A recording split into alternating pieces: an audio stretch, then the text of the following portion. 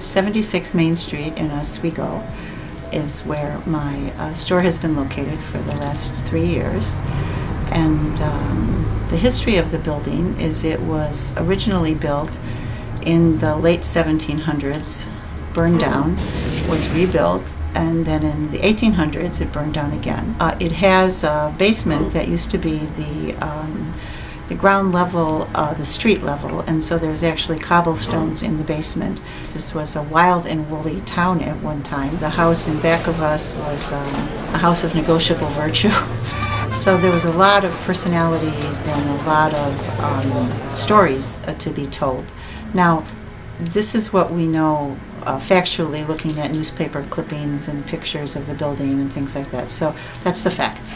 The not so factual is the story that at one time this particular building was part of the Underground Railroad, and that when it burned down the second time, there were people hiding in the basement who were ignored or not rescued, and that they died.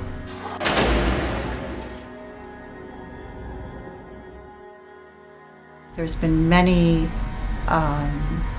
anomalies and different things happening, and but we haven't only had things fall from the shelf. We've actually come into the store and had little statues arranged in a circle on the floor.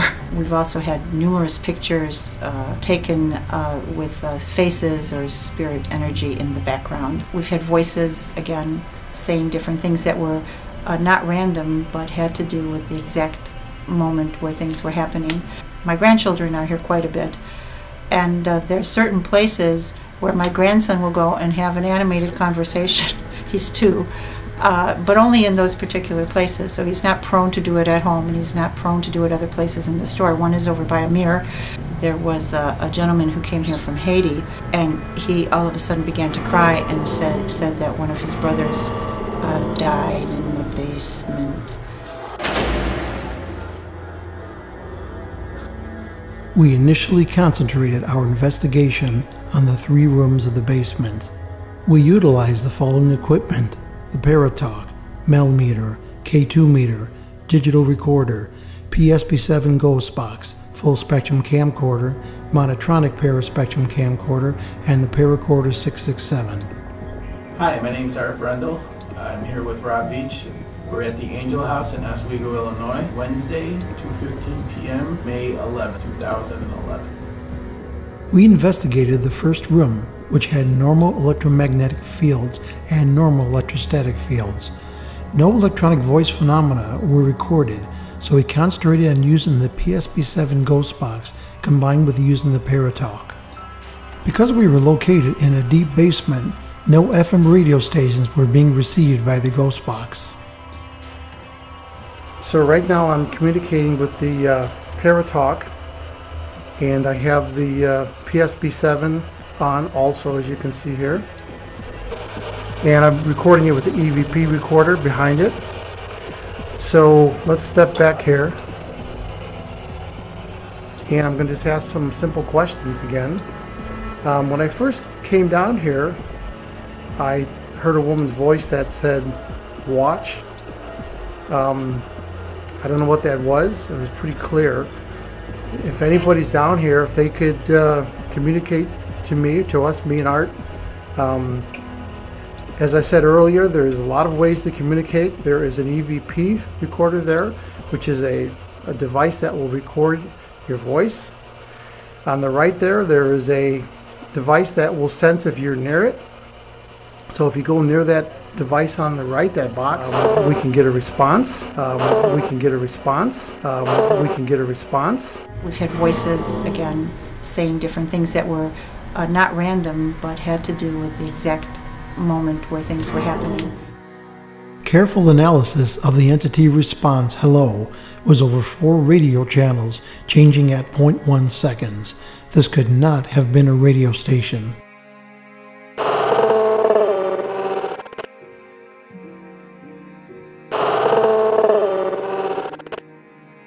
We investigated the second room where there is a non-functional old furnace. This room had extremely high electromagnetic field readings as well as high electrostatic readings. Is there anyone in this room? If so, please manifest yourself either through the equipment that's in the room or give us other signs such as a change in temperature, any kind of guttural sounds, light flickering, anything, so we know if there's an entity in this room with us. We're in the boiler room or furnace room again.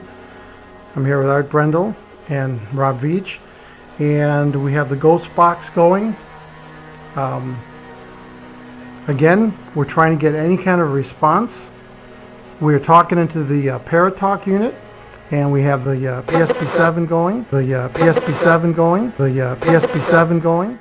We investigated the third room and discovered the sealed opening that connected the two buildings for the Underground Railroad. This room had an above normal electromagnetic field readings, but no electrostatic readings.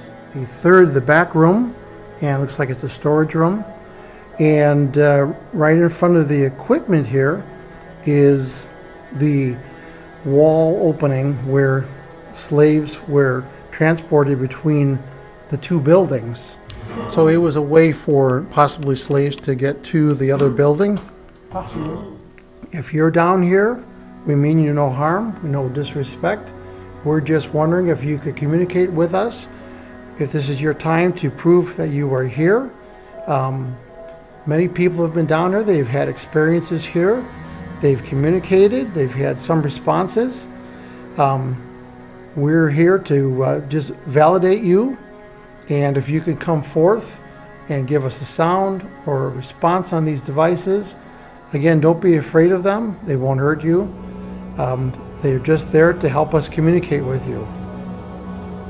After careful analysis of the two camcorders' footage and the digital recorder's audio, no further EVPs or ghost box responses were recorded.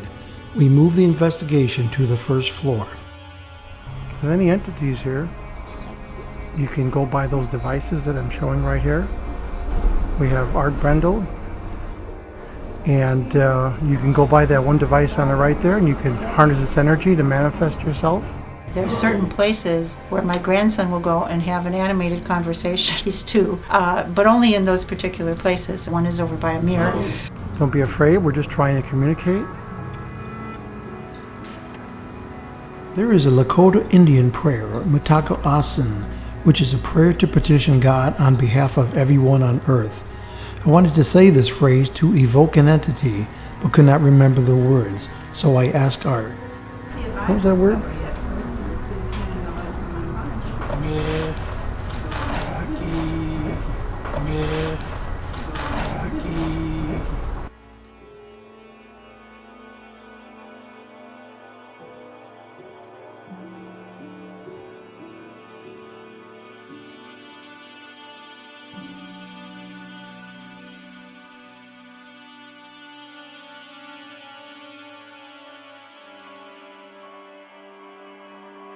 Yeah.